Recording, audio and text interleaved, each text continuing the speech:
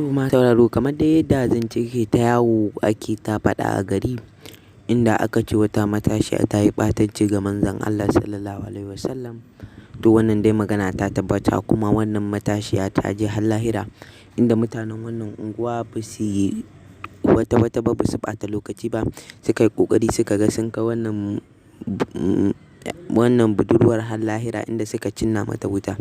Wanda dai wannan abubuwa dai sun faffaru ba sau ɗaya ba, ba sau biyu ba, amma rashin ɗaukan mataki yakan sa wasu mutanen suke ganin cewa su in sun yi ba abin da za a musu.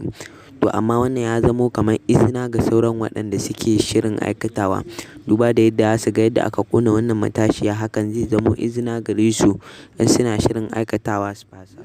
Wanda haka muke so a ringa ɗaukan mataki a wannan ƙasa tamu, iya gwargwadon iyawan masu ɗaukar wannan mataki.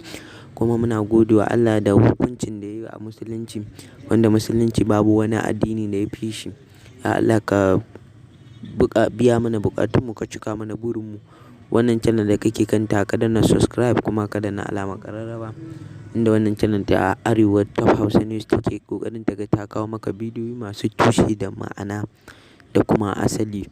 Wanda kai kuma za kamata ka danna subscribe akan wannan channel don ci gaba da samun bidiyoyin ta nau'i iri kala, wanda da ta ɗora YouTube za su sanar da kai. Hakan ne zai sa ka shigo kan wannan channel ka kalli wannan bidiyo ba tare da ka je ka bincika ba. Mun gode masu sauraro da yadda kuke ƙoƙarin kasancewa da mu. Mu haɗu da ku a wani bidiyo namu na gaba.